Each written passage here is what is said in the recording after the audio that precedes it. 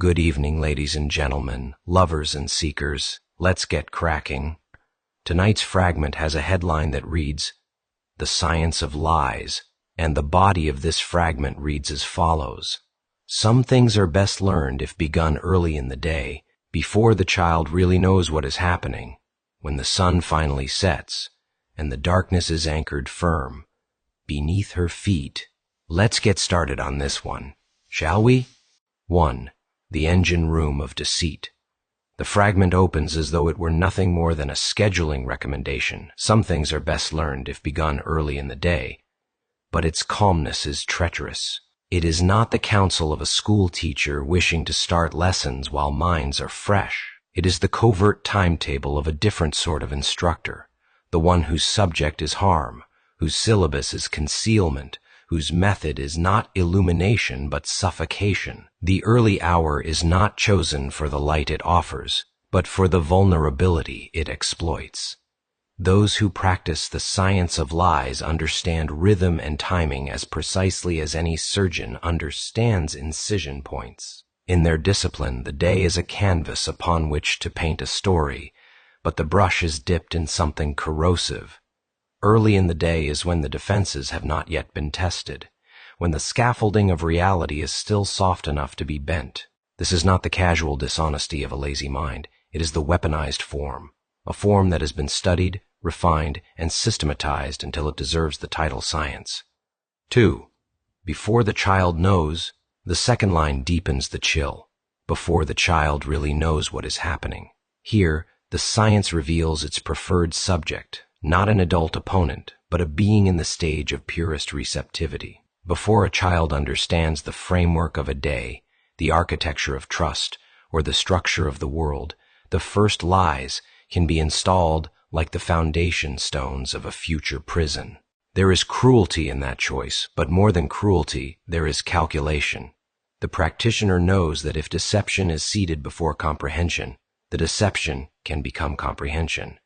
The lie is not simply learned alongside reality, it becomes reality. In such a mind, truth will always have to fight uphill, because the very terrain is shaped by falsehood, and it is here that the acrid contempt rises. It is one thing to lie in a moment of weakness or fear. It is another to construct a ritual of lies designed to anchor themselves in the mind of a child before the child even has the vocabulary to name the experience. 3. The day as an alibi. The fragment's third movement, when the sun finally sets, marks the completion of a cycle. Whatever began in the morning has now been walked through the entire arc of daylight. This is not an impulsive falsehood told in the heat of a single moment.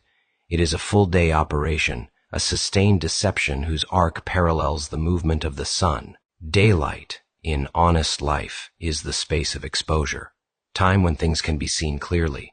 Here, daylight is stolen and inverted, used not to illuminate but to tighten the threads of the story.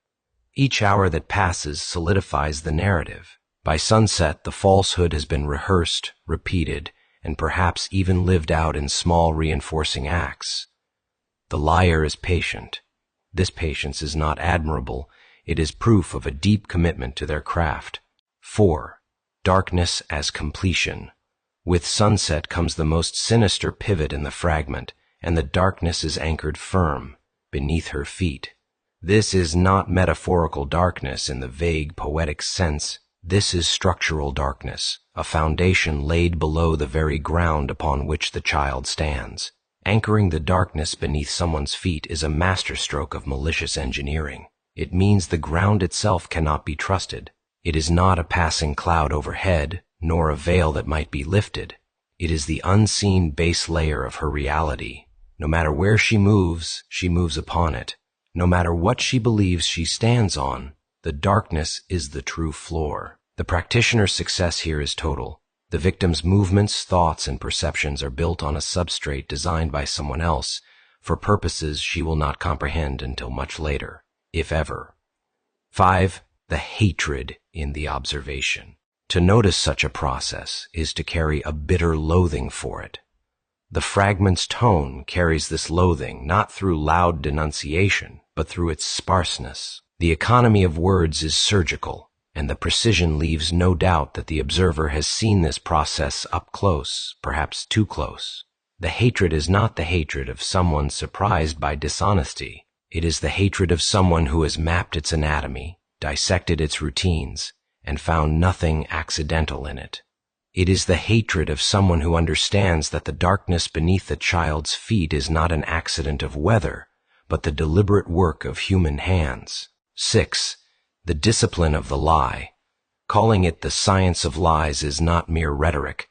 Science here refers to a method, to repeatable experiments, to the passing down of technique from one practitioner to another. It is the same in spirit as the science of agriculture or engineering. Identify a goal, find the most efficient path to it, remove inefficiencies, and ensure that results can be replicated. Within such a science, the lie is not improvised. It is designed. Each element of the day is a stage in the procedure. Morning, install the first frame of perception. Afternoon, reinforce it with small, plausible details. Evening, fix it in place with emotional closure, perhaps comfort, perhaps fear. Night, allow the mind to dream upon it, sealing it with the subconscious cement. 7. The intergenerational machinery. What makes this process especially loathsome is its tendency to reproduce itself. A child raised upon such an anchored darkness may, without meaning to, pass it on, not out of malice, but because the lie became the truth long before truth had a chance to speak. The science of lies is not merely the act of one person deceiving another. It is the crafting of an environment where deception feels natural, inevitable, even invisible. This is why hatred toward it runs deep. It is not a single offense. It is the manufacturing of an atmosphere that will harm many more than the first subject. 8. The emotional signature. The emotional weight of the fragment suggests more than analytical observation. There is a familiarity with the specific cruelty of those who work in this science. The tone suggests the author has seen the damage firsthand, perhaps lived upon that anchored darkness, and knows the long struggle to stand upon something solid again. It is a hatred sharpened not only by moral outrage but by memory. The science is despised not only for what it does in theory but for what it has done in practice, to real children, in real days, under real suns that set over real darkness. 9. The philosophical crime. From a philosophical standpoint, the science of lies is not just morally wrong, it is metaphysically corrupt. It poisons the soil in which a human mind grows.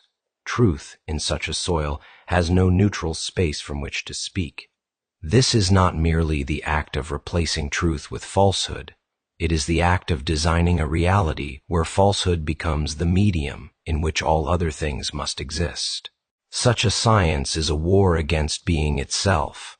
It takes the innocence of early perception and replaces it with a counterfeit that will forever warp the way reality is apprehended. 10. The impulse to document. Fragments like this one function as countermeasures in their own right. Naming the process robs it of its invisibility. In a sense, the fragment is a mirror held up to the face of the practitioner, not to argue with them, but to record their fingerprints. There is no persuasion here, no attempt to rehabilitate the liar. There is only exposure. The science of lies thrives in silence. The fragment's sparse but unflinching language tears a hole in that silence. 11. The fixed image. The image that lingers is not the morning, not even the setting sun, but the anchored darkness. It is architectural, unyielding, built to outlast the one who built it. That permanence is what makes the hatred burn so steadily. The liar's hand may one day be gone, but the structure remains, silent, unquestioned, carrying the weight of lives that never knew they were walking on something designed to keep them in shadow. 12. Final reflection. The science of lies, as seen here, is not simply about untruth. It is about the shaping of a human reality from the earliest possible moment. It is about the careful use of time, the manipulation of perception, and the anchoring of darkness not above, where it might be seen, but below, where it becomes the very floor of life. To name it is to resist it, To map its method is to interrupt its invisibility, and to carry hatred for it is not a flaw, it is a form of clarity.